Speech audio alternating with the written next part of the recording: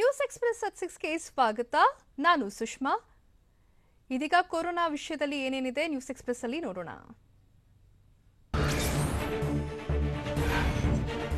ಬೆಂಗಳೂರಿನಲ್ಲಿ ರೂಪಾಂತರಿ ವಕ್ಕರಿಸಿದವರ ಸಂಖ್ಯೆ 7ಕ್ಕೆ ಏರಿಕೆಯಾಗಿದ್ದು, ಬೆಂಗಳೂರಿನಲ್ಲಿ ಇವತ್ತು ಮತ್ತೆ ಒಬ್ಬನಿಗೆ ಬ್ರಿಟನ್ ವೈರಸ್ ಅಟ್ಯಾಕ್ ಆಗಿರುವುದು ದೃಢಪಟ್ಟಿದೆ.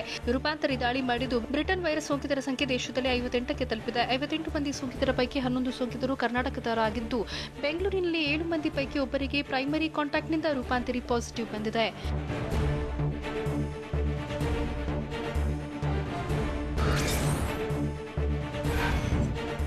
ಬೆಂಗಳೂರಿಗೆ ಕ್ಷಣಕ್ಕೂ ಬ್ರಿಟನ್ ಭೂತ ಭೀತಿ ಹುಟ್ಟಿಸುತ್ತಿದೆ. ನಿಟ್ಟುಸಿರು ಬಿಡುವಷ್ಟರಲ್ಲಿ ಮತ್ತೆ ಬ್ರಿಟನ್ ವೈರಸ್ ಬಾಂಬ್ ಬ್ಲಾಸ್ಟ್ ಆಗಿದ್ದು, ಬ್ರಿಟನ್ನಿಂದ ಬಂದವರಿಂದಲೇ ಬೆಂಗಳೂರಿಗೆ ದೊಡ್ಡ ಗಂಡಾಂತರ ಎದುರಾಗಿದೆ.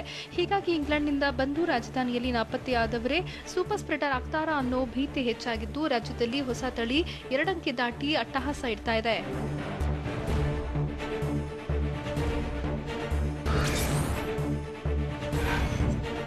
ನಾಪತ್ತೆಯಾದ ಬ್ರಿಟನ್ ರಿಟರ್ನ್ಗಳಿಂದಲೇ ಬೆಂಗಳೂರಿಗೆ ಡೇಂಜರ್ ಆಗಿದೆ. ಆದರೆ ಈ ಬಗ್ಗೆ ಬಿಬಿಎಂಪಿ ಒಂದು ಲೆಕ್ಕ ಹೇಳಿದ್ರೆ ಸಚಿವರು ಮತ್ತೊಂದು ಲೆಕ್ಕ ಹೇಳ್ತಿದ್ದಾರೆ. ಬಿಬಿಎಂಪಿ ಲಿಸ್ಟ್ ಪ್ರಕಾರ 114 ಮಂದಿ ಬ್ರಿಟನ್ ರಿಟರ್ನ್ಸ್ಗಳು ನಾಪತ್ತೆಯಾಗಿದ್ದಾರೆ.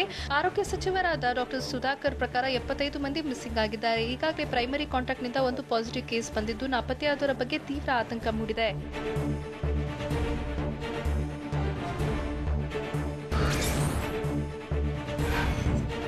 ಕೊರೋನಾ ಲಸಿಕೆ ವಿಚಾರದಲ್ಲಿ ಆತುರದ ಕ್ರಮ ಬೇಡ ಅಂತ ಬೆಂಗಳೂರಿನಲ್ಲಿ ಕೆಪಿಸಿಸಿ ಅಧ್ಯಕ್ಷ ಡಿಕೆ ಶಿವಕುಮಾರ್ ಹೇಳಿದ್ದಾರೆ. ಚುನಾವಣೆಗಾಗಿ ಜನರ ಆರೋಗ್ಯ ವಿಚಾರದಲ್ಲಿ ಆಟವಾಡುವುದು ಬೇಡ. ಲಾಕ್ಡೌನ್ ಸೀಲ್ಡೌನ್ ಗಂಟೆ ಹೊಡೆದು ಈಗಾಗಲೇ ಎಲ್ಲ ಲಾಸ್ ಆಗಿದೆ. ಹೀಗಾಗಿ ತಜ್ಞರ ಅಭಿಪ್ರಾಯ ಪಡೆದು ಲಸಿಕೆ ಬಿಡುಗಡೆ ಮಾಡಬೇಕು ಅಂತ ಡಿಕೆಶಿ ಆಗ್ರಹಿಸಿದ್ದಾರೆ.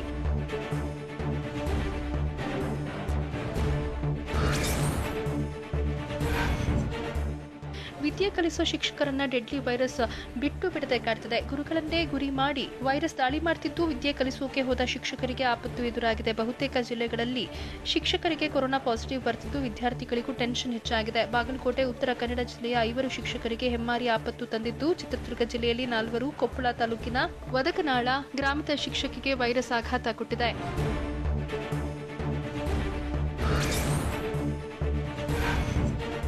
ಬೆಳಗಾವಿ ಜಿಲ್ಲೆಯಲ್ಲಿ 18 ಶಿಕ್ಷಕರಿಗೆ ಕೊರೋನಾ ಪಾಸಿಟಿವ್ ಬಂದಿದ್ದು ತೀವ್ರ ಆತಂಕ ಹುಟ್ಟಿಸಿದೆ. ಜಿಲ್ಲೆಯಲ್ಲಿ ಈವರೆಗೂ 5150 ಶಿಕ್ಷಕರಿಗೆ ಕೊರೋನಾ ಟೆಸ್ಟ್ ಮಾಡಿಸಿದ್ದು, ಈ ಪೈಕಿ 2000 ಶಿಕ್ಷಕರಿಗೆ ಕೊರೋನಾ ನೆಗೆಟಿವ್ ಬಂದಿದೆ. 18 ಶಿಕ್ಷಕರಿಗೆ ಪಾಸಿಟಿವ್ ರಿಪೋರ್ಟ್ ಬಂದಿದೆ. ಇನ್ನು 3000 ಶಿಕ್ಷಕರ ವರದಿ ಬಂದಿಲ್ಲ. ಬೆಳಗಾವಿಯಲ್ಲಿ 4, ಬೆಳಗಾವಿ ತಾಲೂಕಿನಲ್ಲಿ 10, ರಾಮದುರ್ಗ ತಾಲೂಕಿನ 3, ಕಿತ್ತೂರು ತಾಲೂಕಿನಲ್ಲಿ 1 ಕೇಸ್ ಪತ್ತೆಯಾಗಿದೆ.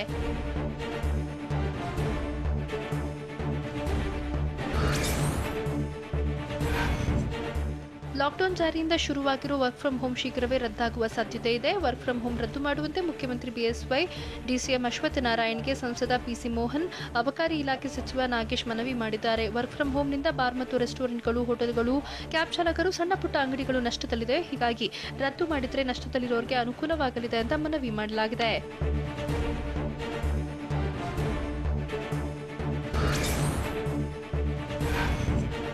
ಬ್ರಿಟನ್ನಲ್ಲಿ ರೂಪಾಂತರಿ ಕೊರೋನಾ ಆರ್ಭಟ ಹೆಚ್ಚಾಗಿದ್ದು, ಪ್ರಧಾನಿ ಬೋರಿಸ್ ಜಾನ್ಸನ್ ಕಠಿಣ ಲಾಕ್ಡೌನ್ ಘೋಷಣೆ ಮಾಡಿದ್ದಾರೆ. ಫೆಬ್ರವರಿ ಮಧ್ಯಭಾಗದವರೆಗೂ ಬಂದಂತ ಪ್ರಧಾನಿ ತಿಳಿಸಿದ್ದಾರೆ. ಸ್ಕಾಟ್ಲೆಂಡ್ ಬೆನ್ನಲ್ಲೇ ಶಾಲೆಗಳು ಬಂದ್ ಮಾಡಿ ದೇಶದಾದ್ಯಂತ ಲಾಕ್ಡೌನ್ ಜಾರಿ ಮಾಡಲಾಗಿದೆ. ಶಾಲಾ ಕಾಲೇಜುಗಳನ್ನು ಮುಚ್ಚಲಾಗಿದ್ದು, ಆಹಾರ ಮತ್ತು ಔಷಧಿ ಖರೀದಿ ಸೇರಿ ಕೆಲವು ಅಗತ್ಯ ಉದ್ದೇಶಗಳಿಗೆ ಮಾತ್ರ ಅವಕಾಶ ನೀಡಿದ್ದು, ಉಳಿದಂತೆ ಮನೆಯಲ್ಲಿಯೇ ಇರಬೇಕು ಅಂತ ತಿಳಿಸಿದ್ದಾರೆ.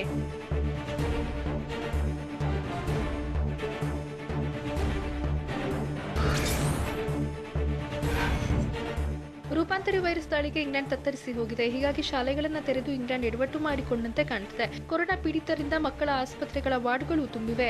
ಚೀನಾ ವೈರಸ್ಗಿಂತ 70% ವೇಗದಲ್ಲಿ ರೂಪಾಂತರಿ ಹರಡುತ್ತಿದ್ದು, ತಾತ್ಕಾಲಿಕ ಆಸ್ಪತ್ರೆಗಳನ್ನು ತೆರೆಯೋಕೆ ಬ್ರಿಟನ್ ಸರ್ಕಾರ ನಿರ್ಧಾರ ಮಾಡಿದೆ. ಲಂಡನ್ನಲ್ಲಿ ಪ್ರತಿದಿನ ಅಬ್ಬರ ಹೆಚ್ಚುತ್ತಿದ್ದು, ಬ್ರಿಟನ್ ಜನರು ಬೆಚ್ಚಿಬಿದ್ದಿದ್ದಾರೆ.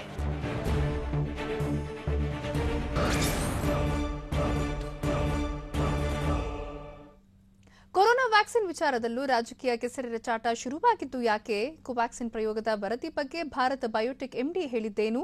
ಹಲವು ದೇಶಗಳಲ್ಲಿ ಕೋವ್ಯಾಕ್ಸಿನ್ ಪ್ರಯೋಗ ಮಾಡಿದ್ರು, ಭಾರತದಲ್ಲಿ ಮಾತ್ರ ತುರ್ತು ಬಳಕೆಗೆ ಒಪ್ಪಿಗೆ ನೀಡಿದ್ದು ಯಾಕೆ? ಇದೆಲ್ಲವನ್ನು ನೋಡೋಣ ವ್ಯಾಕ್ಸಿನ್ ವಾರ್ ನ್ಯೂಸ್ ಎಕ್ಸ್‌ಪ್ರೆಸ್ನಲ್ಲಿ. ಕೊರೋನಾ ಕೋವ್ಯಾಕ್ಸಿನ್ ವಿಚಾರದಲ್ಲೂ ರಾಜಕೀಯ ಕೆಸರೆರಚಾಟ ಶುರುವಾಗಿದ್ದು, ಕೋವ್ಯಾಕ್ಸಿನ್ ಎಷ್ಟು ಪರಿಣಾಮಕಾರಿ ಅಂತ ಹಲವರು ಪ್ರಶ್ನೆ ಎತ್ತಿದ್ದಾರೆ. ಹೀಗಾಗಿ ಅಪಸ್ವರ ಎತ್ತಿದವರಿಗೆ ಭಾರತ್ ಬಯೋಟೆಕ್ ಭರ್ಜರಿ ತಿರುಗೇಟು ನೀಡಿದೆ.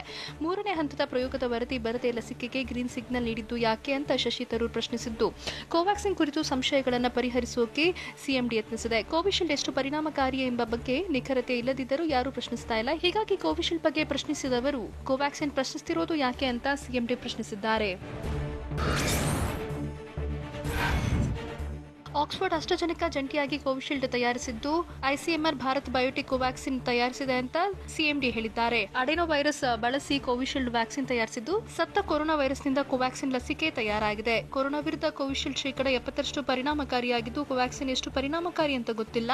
ಕೋವಿಶೀಲ್ಡ್ ಮೊದಲ ಡೋಸ್ ಬಳಿಕ 4 ರಿಂದ 6 ವಾರಗಳಲ್ಲಿ 2ನೇ ಡೋಸ್ ನೀಡಲಿದ್ದಾರೆ. ಕೋವ್ಯಾಕ್ಸಿನ್ ಮೊದಲ ಡೋಸ್ ನೀಡಿದ 14 ದಿನದ ಬಳಿಕ 2ನೇ ಡೋಸ್ ಪಡೆಯಬೇಕಾಗಿದೆ.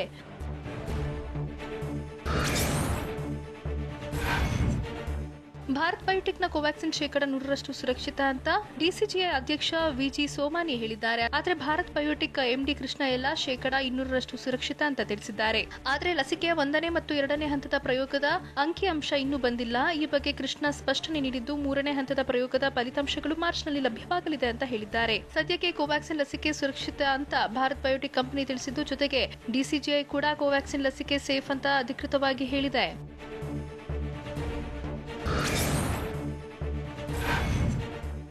ಕೋವ್ಯಾಕ್ಸಿನ್ ಮತ್ತು ಕೋವಿಶೀಲ್ಡ್ ಬಳಕೆಗೆ ಡಿಸಿಜಿಐ ಅನುಮತಿ ನೀಡಿದ್ದು, 2 ಲಸಿಕೆಗಳು ಕೊರೋನಾ ವೈರಸ್ ವಿರುದ್ಧ ಪರಿಣಾಮಕಾರಿಯಾಗಿವೆ. ವ್ಯಾಕ್ಸಿನ್ ಜನರ ಬಳಕೆಗೆ ಸುರಕ್ಷಿತ ಅಂತ ತಜ್ಞರ ಸಮಿತಿ ಮತ್ತು ಡಿಸಿಜಿಐ ದೃಢಪಡಿಸಿವೆ. ಕೋವಿಶೀಲ್ಡ್ ವ್ಯಾಕ್ಸಿನ್ 90% ಸುರಕ್ಷಿತವಾಗಿದೆ ಅಂತ ಸೆರಮ್ ಇನ್ಸ್ಟಿಟ್ಯೂಟ್ ಸ್ಪಷ್ಟನೆ ನೀಡಿದೆ. ಆದರೆ ಕೋವ್ಯಾಕ್ಸಿನ್ ಎಷ್ಟು ಪರಿಣಾಮಕಾರಿ ಅನ್ನೋದನ್ನ ಭಾರತ್ ಬಯೋಟೆಕ್ ಹೇಳಿಲ್ಲ.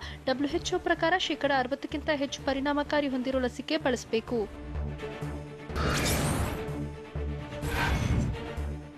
ಇಂಗ್ಲೆಂಡ್ನಲ್ಲಿ ಕೋವಿಶೀಲ್ಡ್ ಲಸಿಕೆ ಗುಣಮಟ್ಟ ಪರೀಕ್ಷೆಯಲ್ಲಿ ಪಾಸ್ ಆಗಿದ್ದು, ಆಕ್ಸ್ಫರ್ಡ್ ವಿವಿ ಆಸ್ಟ್ರಾಜೆನಿಕಾ ಕಂಪನಿಯ ಲಸಿಕೆ ತುರ್ತು ಬಳಕೆಗೆ ಇಂಗ್ಲೆಂಡ್ನ ಎಂಎಚ್ಆರ್ಎಯಿಂದ ಆಕ್ಸ್ಫರ್ಡ್ ವಿವಿ ಲಸಿಕೆ ಬಳಕೆಗೆ ಒಪ್ಪಿಗೆ ಸಿಕ್ಕಿದೆ. ಆಕ್ಸ್ಫರ್ಡ್ ವಿವಿ ಲಸಿಕೆ ಬಗ್ಗೆ ಇಂಗ್ಲೆಂಡ್, ಬ್ರೆಜಿಲ್ನಲ್ಲಿ ವೈದ್ಯಕೀಯ ಪ್ರಯೋಗ ಮಾಡಿದ್ದು, 3ನೇ ಹಂತದ ವೈದ್ಯಕೀಯ ಪ್ರಯೋಗ ಕೂಡ ಮುಕ್ತಾಯಗೊಂಡಿದೆ. ಭಾರತ, ಇಂಗ್ಲೆಂಡ್, ಪಾಕಿಸ್ತಾನ, ಬಾಂಗ್ಲಾದೇಶದಲ್ಲಿ ಕೋವ್ಯಾಕ್ಸಿನ್ ಪ್ರಯೋಗ ಮಾಡುತ್ತಿದ್ದು, ಭಾರತದಲ್ಲಿ ಮಾತ್ರ ತುರ್ತು ಬಳಕೆಗೆ ಒಪ್ಪಿಗೆ ನೀಡಲಾಗಿದೆ.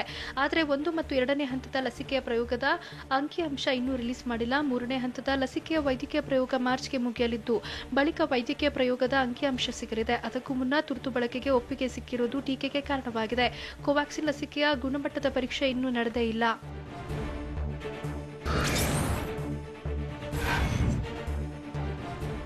ವ್ಯಾಕ್ಸಿನ್ಗಳ ಗುಣಮಟ್ಟ ಅಳೆಯುವಿಕೆ ಭಾರತದಲ್ಲಿ ಹಲವು ನಿಯಮಗಳಿವೆ. ಮೊದಲು ವ್ಯಾಕ್ಸಿನ್ಗಳ ಪ್ರಿಕ್ಲಿನಿಕಲ್ ಮತ್ತು ಕ್ಲಿನಿಕಲ್ ಟ್ರಯಲ್ ನಡೆಸಬೇಕು. ಇದರಲ್ಲಿ ಪ್ರಾಣಿಗಳ ಮೇಲೆ ಪ್ರಯೋಗ ನಡೆಯಲಿದೆ. ನಂತರ ಕ್ಲಿನಿಕಲ್ ಟ್ರಯಲ್ನಲ್ಲಿ ಮನುಷ್ಯರ ಮೇಲೆ ವೈದ್ಯಕೀಯ ಪ್ರಯೋಗ ಮಾಡಲಿದ್ದಾರೆ. 3ನೇ ಹಂತದ ವೈದ್ಯಕೀಯ ಪ್ರಯೋಗದ ಬಳಿಕ ಲಸಿಕೆ ಸುರಕ್ಷತೆ, ಪರಿಣಾಮಕಾರಿತನ ಸಾಬೀತಾಗಲಿದೆ. 3 ಹಂತಗಳಲ್ಲೂ ಲಸಿಕೆ ಸುರಕ್ಷಿತ, ಪರಿಣಾಮಕಾರಿಯಾಗಿದೆ ಅನ್ನೋದು ಪ್ರೂವ್ ಆಗಬೇಕು.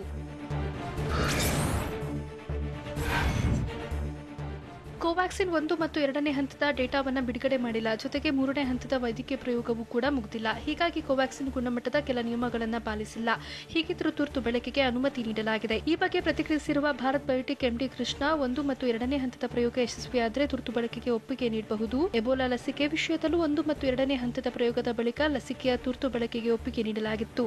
ಅದೇ ರೀತಿ ಈಗ ಕೋವ್ಯಾಕ್ಸಿನ್ಗೂ ತುರ್ತು ಬಳಕೆಗೆ ಒಪ್ಪಿಗೆ ಸಿಕ್ಕಿದೆ ಅಂತ ಹೇಳಿದ್ದಾರೆ.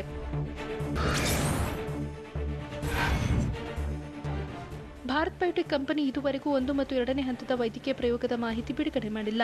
ಆದರೆ ಲಸಿಕೆ ಮಾಹಿತಿಗಳನ್ನು ವಿಷಯ ತಜ್ಞರ ಸಮಿತಿ ಡಿಸಿಜಿಐಗೆ ಸಲ್ಲಿಕೆ ಮಾಡಿದೆ. ಕೊರೋನಾ ಲಸಿಕೆ ಬಗ್ಗೆ ಪಾರದರ್ಶಕತೆಯನ್ನು ನಾವು ಕಾಪಾಡಿದ್ದೇವೆ, ಯಾವುದನ್ನು ಮುಚ್ಚಿಟ್ಟಿಲ್ಲ ಅಂತ ಲಸಿಕೆ ಪ್ರಯೋಗದ ಬಗ್ಗೆ ಭಾರತ್ ಬಯೋಟೆಕ್ ಮುಖ್ಯಸ್ಥ ಕೃಷ್ಣ ಸಮರ್ಥನೆ ಮಾಡಿಕೊಂಡಿದ್ದಾರೆ. ಫೈಜರ್ ಕಂಪನಿಯ ಲಸಿಕೆಯಂತೆ ಕೋವ್ಯಾಕ್ಸಿನ್ ಲಸಿಕೆಯ ಬಗ್ಗೆ ಕೂಡ 5 ಜರ್ನಲ್ಗಳಲ್ಲಿ ಲೇಖನ ಪ್ರಕಟವಾಗಿದ್ದು, ಫೈಜರ್ ಕಂಪನಿಗಿಂತ ನಾವು ಯಾವುದರಲ್ಲೂ ಹಿಂದೆ ಬಿದ್ದಿಲ್ಲ ಅಂತ ಕೃಷ್ಣ ತಿಳಿಸಿದ್ದಾರೆ.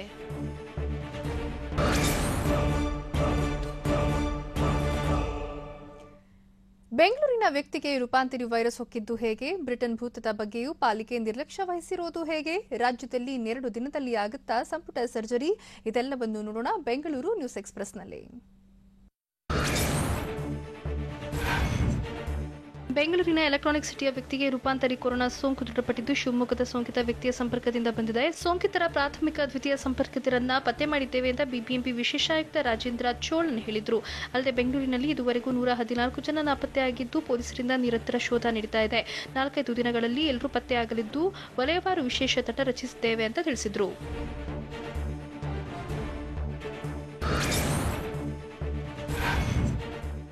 ರಾಜ್ಯದಲ್ಲಿ 2 ದಿನಗಳಲ್ಲಿ ಸಂಪುಟ ಸರ್ಜರಿ ಫಿಕ್ಸ್ ಆದಂತೆ ಕಾಣ್ತಿದೆ. ನೀವು 2 ದಿನಗಳಲ್ಲಿ ಮಂತ್ರಿ ಆಗ್ತೀರಿ ಅಂತ ಉಮೇಶ್ ಕತ್ತಿ ಆರ್ ಶಂಕರ್ಗೆ ಮುಖ್ಯಮಂತ್ರಿ ಬಿಎಸ್ ಯಡಿಯೂರಪ್ಪ ತಿಳಿಸಿದ್ದಾರೆ. ಇವತ್ತು ಬೆಳಗ್ಗೆ ಉಮೇಶ್ ಕತ್ತಿ ಆರ್ ಶಂಕರ್ ಸಿಎಂ ಭೇಟಿಯಾಗಿದ್ರು. ಈ ವೇಳೆ ನೀವು ಮಂತ್ರಿ ಆಗ್ತೀರಿ ಅಂತ ಬಿಎಸ್ವೈ ಹೇಳಿದ್ದಾರೆ. ಹೀಗಾಗಿ ಉಮೇಶ್ ಕತ್ತಿಗೂ ಮಂತ್ರಿಗಿರಿ ಒಲಿದು ಬಂದಂತೆ ಕಾಣ್ತಿದೆ.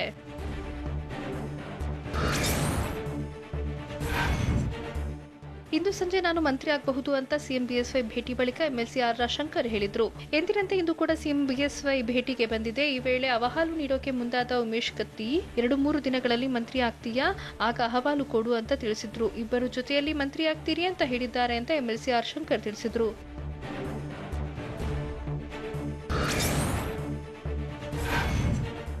ಎರಡು ದಿನದಲ್ಲಿ ಸಂಪುಟ ವಿಸ್ತರಣೆ ಆಗೋದಾಗಿ ಸಿಎಂ ಎಲ್ಲೂ ಹೇಳಿಲ್ಲ. ಸಂಪುಟ ವಿಸ್ತರಣೆ ಬಗ್ಗೆ ಎಲ್ಲರೂ ತಾಳ್ಮೆಯಿಂದ ಇರಬೇಕು ಅಂತ ರಾಷ್ಟ್ರೀಯ ನಾಯಕರು ಸೂಚನೆ ಕೊಟ್ಟಿದ್ದಾರೆ. ಅಲ್ಲದೆ ನನಗಂತೂ ಸಚಿವ ಸ್ಥಾನದ ಬಗ್ಗೆ ಯಾವುದೇ ಆತುರ ಇಲ್ಲ ಅಂತ ರೇಣುಕಾಚಾರ್ಯ ತಿಳಿಸಿದ್ರು. ಸಿಎಂ ಬಗ್ಗೆ ಬಹಿರಂಗ ಹೇಳಿಕೆ ನೀಡದಂತೆ, ಹೇಳಿಕೆ ನೀಡಿದ್ರೆ ಶಿಸ್ತು ಕ್ರಮ ಕೈಗೊಳ್ಳೋಕೆ ಸೂಚನೆ ನೀಡಿದ್ದಾರೆ. ನಾನು ಯಾರ ಹೆಸರನ್ನು ಹೇಳಿ ಈ ಮಾತು ಹೇಳ್ತಿಲ್ಲ, ಯಾರೇ ಆಗಲಿ ಬಹಿರಂಗವಾಗಿ ಮಾತನಾಡುವುದು ಸರಿಯಲ್ಲ ಅಂತ ಹೇಳಿದರು.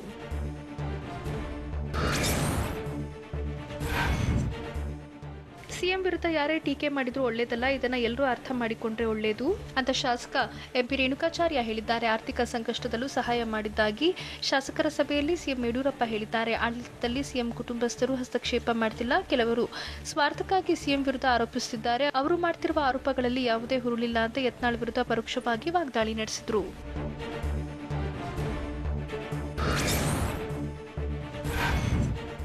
ಸಚಿವರ ವಿರುದ್ಧ ಸಿಎಂ ರಾಜಕೀಯ ಕಾರ್ಯದರ್ಶಿ ರೇಣುಕಾಚಾರ್ಯ ಅಸಮಾಧಾನ ವ್ಯಕ್ತಪಡಿಸಿದ್ದಾರೆ.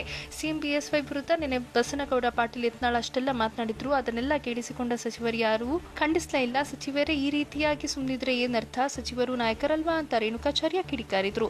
ಇನ್ನು ಶಾಸಕರ ಜೊತೆಗಿನ ಸಭೆಯಲ್ಲಿ ವಿಜಯೇಂದ್ರ ಪರ ರೇಣುಕಾಚಾರ್ಯ ಬ್ಯಾಟ್ ಬೀಸಿದ್ದು, ಅಪ್ಪನ ಜೊತೆಯಲ್ಲಿ ಮಗ ಇದ್ರೆ ತಪ್ಪೇನು, ರಾಜ್ಯದಲ್ಲಿ ಸಚಿವರು ಸರಿಯಾಗಿ ಕೆಲಸ ಮಾಡ್ತಿಲ್ಲ, ಹೀಗಾಗಿ ಇಂತಹ ಆರೋಪಗಳು ಕೇಳಿ ಬರ್ತಿವೆ ಅಂತ ಹೇಳಿದ್ದಾರೆ.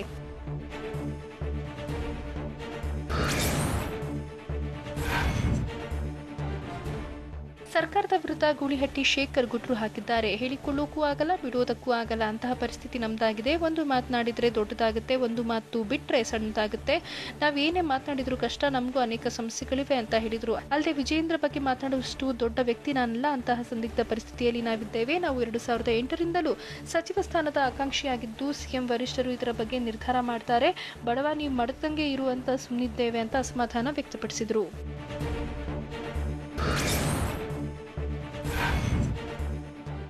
ಕೊರೋನಾ ರೂಪಾಂತರ ವಿಚಾರಕ್ಕೆ ಪಾಲಿಕೆ ಮತ್ತೆ ನಿರ್ಲಕ್ಷ್ಯ ವಹಿಸಿದೆ. ರೂಪಾಂತರಿ ವೈರಸ್ ಪತ್ತೆಯಾದ ಬೆನ್ನಲ್ಲೇ ಬೆಂಗಳೂರಿನ ವಸಂತಪುರ ಅಪಾರ್ಟ್ಮೆಂಟ್ ಸೀಲ್ ಡೌನ್ ಮಾಡಲಾಗಿತ್ತು. ಆದರೆ ಅಪಾರ್ಟ್ಮೆಂಟ್ ಬಳಿ ಪಾಲಿಕೆ ಸಿಬ್ಬಂದಿ ಜೊತೆಗೆ ಆರೋಗ್ಯ ಸಿಬ್ಬಂದಿ ಇಲ್ಲ, ಕೇವಲ ಒಬ್ಬರು ಪೊಲೀಸ್ ಇದ್ದಾರೆ. ಮೊನ್ನೆ ಅಪಾರ್ಟ್ಮೆಂಟ್ನಲ್ಲಿರುವ ಓರ್ವ ವ್ಯಕ್ತಿಗೆ ಮೂಗಿನಲ್ಲಿ ರಕ್ತ ಬಂದಿದೆ ಅಂತ ಹೇಳಲಾಗಿದ್ದು, ಆಸ್ಪತ್ರೆಗೆ ಕರೆದೊಯ್ದು ಚಿಕಿತ್ಸೆ ಕೊಡಿಸಲಾಗಿದೆ.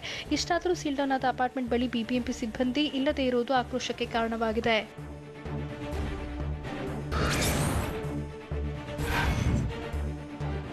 ಹಿಂದುಳಿದ ವರ್ಗಗಳ ಕಲ್ಯಾಣ ಇಲಾಖೆ ಆಯುಕ್ತರಾದ ವಸಂತಕುಮಾರ್ಗೆ ಬಿಡಿಎ ನೋಟಿಸ್ ನೀಡಿದೆ. ಬಿಡಿಎ ಉಪಕಾರ್ಯದರ್ಶಿ 1ರ ವಿಭಾಗದ ವಿಷಯ ನಿರ್ವಾಹಕ ಬೈಆರ್ಡಿಗೂ ನೋಟಿಸ್ ನೀಡಲಾಗಿದೆ. ಬಿಡಿಎ ಭೂ ಸ್ವಾಧೀನಪಡಿಸಿಕೊಂಡು ಪರಿಹಾರ ನೀಡಿದ್ದ ಜಾಗಕ್ಕೆ ಮತ್ತೆ ರೀಕನ್ವೆ ಮಾಡಿ ಒಂದೇ ಜಾಗಕ್ಕೆ 2 ಬಾರಿ ಪರಿಹಾರ ನೀಡಿ ಪ್ರಾಧಿಕಾರಕ್ಕೆ ನಷ್ಟ ಉಂಟು ಮಾಡಿರುವ ಆರೋಪ ಕೇಳಿಬಂದಿದೆ. ಹೀಗಾಗಿ 5 ವರ್ಷಗಳ ಹಿಂದಿನ ಹಗರಣದ ತಪ್ಪಿತಸ್ಥರಿಗೆ ಸ್ಪಷ್ಟೀಕರಣ ಕೋರಿ ಬಿಡಿಎ ಆಯುಕ್ತ ಎಚ್ಆರ್ ಮಹಾದೇವ್ ನೋಟಿಸ್ ನೀಡಿದ್ದಾರೆ.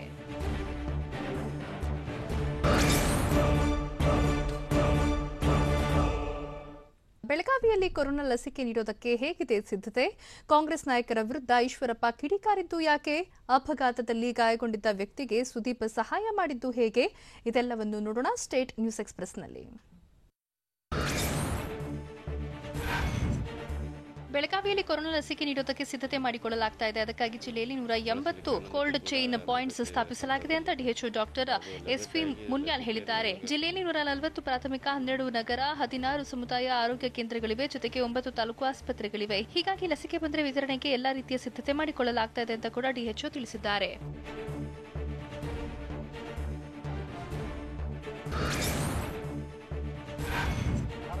ಕೆಪಿಸಿಸಿ ಅಧ್ಯಕ್ಷ ಡಿಕೆಶಿ, ವಿಪಕ್ಷ ನಾಯಕ ಸಿದ್ದರಾಮಯ್ಯ, ಸಚಿವ ಕೆಎಸ್ ಈಶ್ವರಪ್ಪ ವಾಗ್ದಾಳಿ ನಡೆಸಿದ್ದಾರೆ. ಸಿದ್ದರಾಮಯ್ಯ ಸರ್ವಾಧಿಕಾರಿ ಧೋರಣೆಯಿಂದ ನಿರ್ನಾಮ, ಜೊತೆಗೆ ವಿಧಾನಸಭೆ ಚುನಾವಣೆಯಲ್ಲಿ ಕಾಂಗ್ರೆಸ್ ಕೂಡ ಹೇಳ ಹೆಸರಿಲ್ಲದಂತಾಗಿದೆ. ಲೋಕಸಭೆ ಚುನಾವಣೆಯಲ್ಲೂ ಹೀನಾಯವಾಗಿ ಸೋತಿದೆ. ಹೀಗಿದ್ರೂ ಸಿಎಂ ಆಗ್ತೀನಿ ಅಂತ ಸಿದ್ದರಾಮಯ್ಯ ಹೇಳ್ತಿದ್ದಾರೆ. ಕಾಂಗ್ರೆಸ್ನಲ್ಲಿ ಹೇಳೋರು ಕೇಳೋರು ಯಾರೂ ಇಲ್ಲದಂತಾಗಿದೆ. ಹೀಗಿದ್ರೂ ಡಿಕೆಶಿ, ಸಿದ್ದರಾಮಯ್ಯ ಸಿಎಂ ಕನಸು ಕಾಣ್ತಿದ್ದಾರೆ ಅಂತ ಸಚಿವ ಈಶ್ವರಪ್ಪ ಶಿವಮೊಗ್ಗದಲ್ಲಿ ವ್ಯಂಗ್ಯವಾಡಿದ್ದಾರೆ.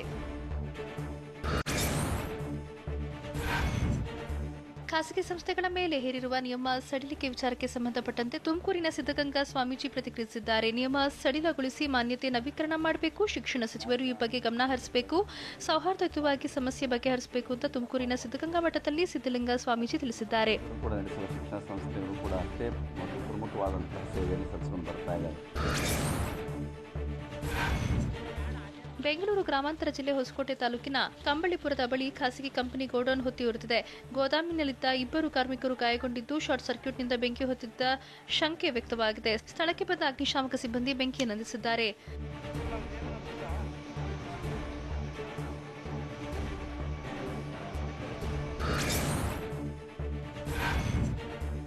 ರಾಮನಗರ ಹೊರವಲಯದ ಚಾಮುಂಡಿಪುರದಲ್ಲಿ ಅಸ್ವಸ್ಥಗೊಂಡಿದ್ದ ಚಿರತೆಯೊಂದನ್ನು ಅರಣ್ಯ ಸಿಬ್ಬಂದಿ ಸೆರೆ ಹಿಡಿದಿದ್ದಾರೆ. ನಿತ್ರಾಣಗೊಂಡಿದ್ದ ಚಿರತೆ ತೆಂಗಿನ ತೋಟದಲ್ಲಿ ಮಲಗಿತ್ತು. ಈ ವೇಳೆ ಸ್ಥಳೀಯರ ಮಾಹಿತಿಯಂತೆ ಸ್ಥಳಕ್ಕೆ ಬಂದ ಅರಣ್ಯ ಸಿಬ್ಬಂದಿ ಅರವಳಿಕೆ ನೀಡಿ ಬಲೆ ಸಹಾಯದಿಂದ ಚಿರತೆಯನ್ನ ಹಿಡಿದಿದ್ದಾರೆ. 3 ವರ್ಷದ ಗಂಡು ಚಿರತೆ ನೋಡೋಕೆ ಜನ ಮುಗಿಬಿದ್ದಿದ್ರು.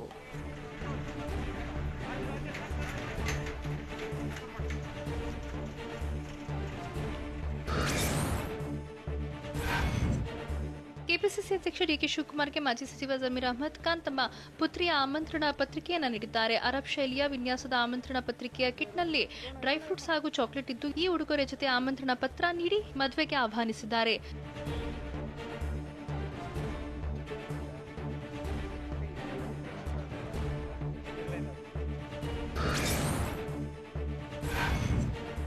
ಕರ್ನಾಟಕದ ಚಲನಚಿತ್ರ ವಾಣಿಜ್ಯ ಮಂಡಳಿ ನಿಯೋಗ ಸಿಎಂ ಬಿಎಸ್ವೈ ಅವರನ್ನ ಭೇಟಿ ಮಾಡಿದೆ. ಚಿತ್ರಮಂದಿರಗಳಲ್ಲಿ 100% ಪ್ರೇಕ್ಷಕರಿಗೆ ಅನುಮತಿ ನೀಡಬೇಕು ಅಂತ ಸಿಎಂಗೆ ಮನವಿ ಇಟ್ಟಿದೆ. ನಿಯೋಗದ ಕೋರಿಕೆಗೆ ಸಿಎಂ ಬಿಎಸ್ವೈ ಸಕಾರಾತ್ಮಕವಾಗಿ ಸ್ಪಂದಿಸಿದ್ದು, ಸಂಬಂಧಪಟ್ಟ ಇಲಾಖೆಗೆ ಸೂಚಿಸಿದ್ದಾರೆ. ಹೀಗಾಗಿ ಶೀಘ್ರದಲ್ಲೇ 100% ಪ್ರೇಕ್ಷಕರಿಗೆ ಅನುಮತಿ ನೀಡುವ ಸಾಧ್ಯತೆ ಹೆಚ್ಚಿದೆ. ಇದರಿಂದ ಸಿನಿಮಾ ಮತ್ತು ಕಲಾವಿದರಿಗೆ ಸಹಾಯ ಆಗಲಿದೆ ಅಂತ ಫಿಲಂ ಚೇಂಬರ್ ಅಧ್ಯಕ್ಷ ಜಯರಾಜ್ ಹೇಳಿದ್ದಾರೆ.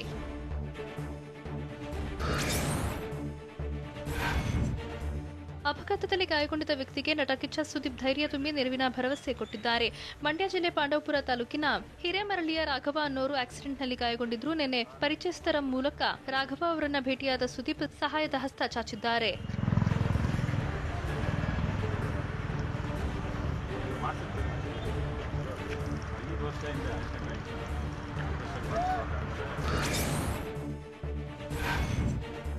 ಪರಪ್ಪನ ಅಗ್ರಹಾರ ಜೈಲಿನಲ್ಲಿ ಇತ್ತೀಚೆಗೆ ಬಿಡುಗಡೆಯಾಗಿರೋ ನಟಿ ಸಂಜನಾ ಗಲ್ರಾನಿ ಸಾಮಾಜಿಕ ಜಾಲತಾಣದಲ್ಲಿ ಮತ್ತೆ ಆಕ್ಟಿವ್ ಆಗಿದ್ದಾರೆ. ಬೇಲ್ ಪಡೆದು ಹೊರಬಂದ ಬಳಿಕ ಎಲ್ಲೂ ಕಾಣಿಸಿಕೊಳ್ಳದ ಸಂಜನಾ ಹೊಸ ವರ್ಷದ ಶುಭಾಶಯ ಕೋರಿದವರಿಗೆ ಧನ್ಯವಾದ ಹೇಳಿದ್ದಾರೆ.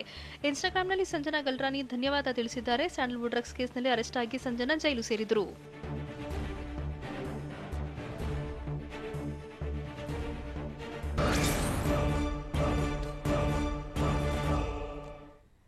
ಜನವರಿ 13ರಿಂದ ದೇಶದಲ್ಲಿ ಕೊರೋನಾ ಲಸಿಕೆ ವಿತರಣೆ ಶುರುವಾಗುತ್ತಾ? ವ್ಯಾಕ್ಸಿನ್ನ ರಾಜ್ಯಗಳಿಗೆ ಹೇಗೆ ಸಾಗಾಣಿಕೆ ಮಾಡಲಾಗುತ್ತೆ? ಲಸಿಕೆ ಕಡ್ಡಾಯವಾಗಿ ಪಡೆಯೋದರ ಬಗ್ಗೆ ಕೇಂದ್ರ ಆರೋಗ್ಯ ಇಲಾಖೆ ಹೇಳಿದ್ದೇನು? ಇದೆಲ್ಲವನ್ನು ನೋಡೋಣ ನ್ಯಾಷನಲ್ ನ್ಯೂಸ್ ಎಕ್ಸ್‌ಪ್ರೆಸ್‌ನಲ್ಲಿ.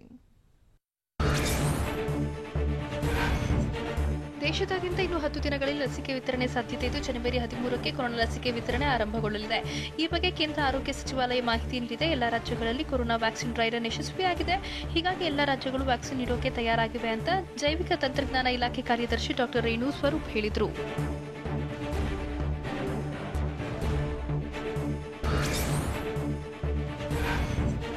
ಕೊರೋನಾ ವ್ಯಾಕ್ಸಿನ್ ಹಂಚಿಕೆಗೆ ಎಲ್ಲಾ ರೀತಿಯ ತಯಾರಿ ನಡೆಸಲಾಗಿದ್ದು, ಲಸಿಕೆಯ ಡೋಸ್ಗಳನ್ನು ವಿಮಾನಗಳ ಮೂಲಕ ಸಾಗಿಸಲಾಗುವುದು ಅಂತ ಆರೋಗ್ಯ ಸಚಿವಾಲಯದ ಕಾರ್ಯದರ್ಶಿ ರಾಜೇಶ್ ಭೂಷಣ್ ಹೇಳಿದರು. ಕೇಂದ್ರ ಆರೋಗ್ಯ ಇಲಾಖೆ ಐಸಿಎಂಆರ್ ಜಂಟಿ ಸುದ್ದಿಗೋಷ್ಠಿಯಲ್ಲಿ ಮಾತನಾಡಿದ ಅವರು 29,000 ಕೋಲ್ಡ್ ಚೈನ್ ಸ್ಥಾಪಿಸಲಾಗಿದ್ದು 10 ಮಿಲಿಯನ್ ಡೋಸ್ ಸದ್ಯ ಸಂಗ್ರಹವಿದೆ ಅಂತ ಹೇಳಿದರು. ವಿಮಾನದ ಮೂಲಕ ರಾಜ್ಯಕ್ಕೆ ಲಸಿಕೆ ಕಳಿಸಿ ಏರ್ಪೋರ್ಟ್ನಿಂದ ಕೋಲ್ಡ್ ಸ್ಟೋರೇಜ್ ಇರುವ ವಾಹನಗಳ ಮೂಲಕ ಸಾಗಾಣಿಕೆ ಮಾಡ್ತೇವೆ. ದೇಶದಲ್ಲಿ ಒಟ್ಟು 37 ಕೋಲ್ಡ್ ಚೈನ್ ಪಾಯಿಂಟ್ಗಳಿವೆ. ಕೋಲ್ಡ್ ಪಾಯಿಂಟ್ಗಳಿಂದ ಜಿಲ್ಲೆಗಳಿಗೆ ಸಾಗಣೆ ಮಾಡುವುದು ರಾಜ್ಯಗಳ ಜವಾಬ್ದಾರಿ ಅಂತ ಅವರು ತಿಳಿಸಿದರು.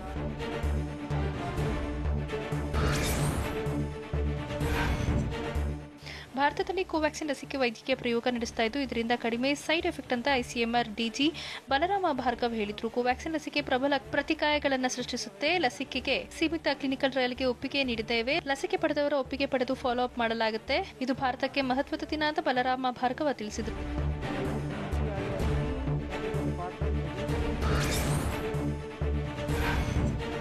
ಕೋವಿಶೀಲ್ಡ್ ಕೋವ್ಯಾಕ್ಸಿನ್ ಬಗ್ಗೆ ಪರಸ್ಪರ ವಾಗ್ದಾಳಿ ನಡೆಸಿದ ಬೆನ್ನಲ್ಲೇ ಜಂಟಿ ಹೇಳಿಕೆ ಬಿಡುಗಡೆ ಮಾಡಿವೆ.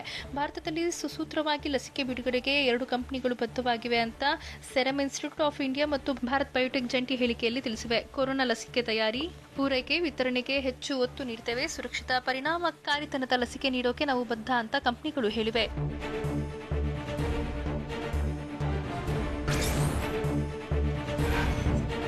ಕೊರೋನಾ ವಿರುದ್ಧದ ಲಸಿಕೆ ಪಡೆಯುವುದು ಕಡ್ಡಾಯ ಅಲ್ಲ ಅಂತ ಕೇಂದ್ರ ಆರೋಗ್ಯ ಇಲಾಖೆ ತಿಳಿಸಿದೆ. ಜನರು ಸ್ವಯಂ ಪ್ರೇರಣೆಯಿಂದ ಲಸಿಕೆ ಪಡೆಯಬಹುದು. ಆದರೆ ಲಸಿಕೆ ಪಡೆಯೋಕೆ ಬರುವವರು ಒಪ್ಪಿಗೆ ನೀಡುವುದು ಮುಖ್ಯವಾಗಿದೆ. ಕೋವಿಡ್ ಲಸಿಕೆ ಪಡೆಯೋಕೆ ಯಾರ ಮೇಲೂ ಒತ್ತಡ ಹೇರಲ್ಲ. ಗುಣಮುಖರಾದವರು ಕೂಡ ಲಸಿಕೆಯನ್ನು ಪಡೆಯಬಹುದು. ಮುಂದಿನ 1-2 ವಾರದಲ್ಲಿ ಭಾರತದಲ್ಲಿ ಲಸಿಕೆ ನೀಡಿಕೆ ಆರಂಭ ಆಗಲಿದೆ ಅಂತ ಕೇಂದ್ರ ಆರೋಗ್ಯ ಇಲಾಖೆ ತಿಳಿಸಿದೆ.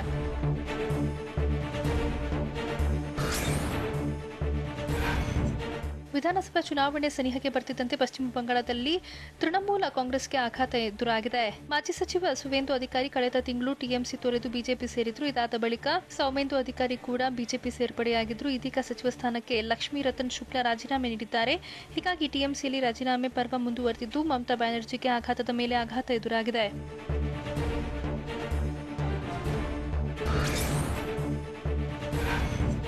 ಸೆಂಟ್ರಲ್ ವಿಸ್ತಾ ಯೋಜನೆಗೆ ಸುಪ್ರೀಂ ಕೋರ್ಟ್ ಗ್ರೀನ್ ಸಿಗ್ನಲ್ ನೀಡಿದ್ದು ನೂತನ ಸಂಸತ್ ಭವನ ನಿರ್ಮಾಣಕ್ಕೆ ಇದ್ದ ಅಡೆತಡೆ ದೂರವಾಗಿದೆ. ಪರಿಸರ ಇಲಾಖೆ ಒಪ್ಪಿಗೆಯನ್ನು ಸುಪ್ರೀಂ ಕೋರ್ಟ್ ಎತ್ತಿ ಹಿಡಿದಿದೆ. ಸೆಂಟ್ರಲ್ ವಿಸ್ತಾ ಯೋಜನೆಗೆ ಒಪ್ಪಿಗೆ ನೀಡುವುದರಲ್ಲಿ ಸಮಸ್ಯೆ ಇಲ್ಲ ಅಂತ ಸುಪ್ರೀಂ ಕೋರ್ಟ್ನ ತ್ರಿಸದಸ್ಯ ಪೀಠದಿಂದ ಮಹತ್ವದ ತೀರ್ಪು ಬಂದಿದೆ.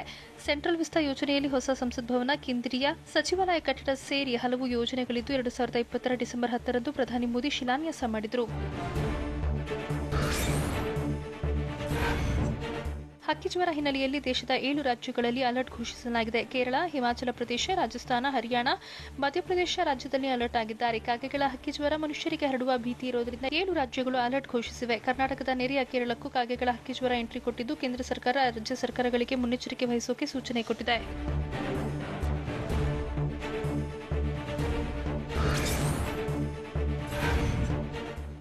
ತಮಿಳುನಾಡಿನ ಚೆನ್ನೈನಲ್ಲಿ ಮತ್ತೆ ಭಾರಿ ಮಳೆಯಾಗ್ತಿದೆ. ಇಂದು ಬೆಳಗ್ಗೆಯಿಂದಲೂ ಮಳೆಯಾಗ್ತಿದ್ದು ಇನ್ನು 1-2 ದಿನ ಮಳೆಯಾಗುವ ಸಾಧ್ಯತೆ ಇದೆ. ಮನೆ, ಅಂಗಡಿ, ಹೋಟೆಲ್ಗಳಿಗೆಲ್ಲ ನೀರು ನುಗ್ಗಿದ್ದು ಭಾರಿ ಅವಾಂತರ ಸೃಷ್ಟಿಯಾಗಿದೆ. ಇನ್ನು ಮಳೆಯಿಂದಾಗಿ ಒಳಹರಿವು ಹೆಚ್ಚಾಗಿರೋದ್ರಿಂದ ಬೆಂಬರಂಬಕ್ಕಂ ಮತ್ತು ರೆಡ್ ಹಿಲ್ಸ್ ಜಲಾಶಯದ ಕೆಲ ಗೇಟ್ಗಳನ್ನು ತೆರೆದಿದ್ದು ನೀರು ಹೊರಬಿಡಲಾಗ್ತಿದೆ.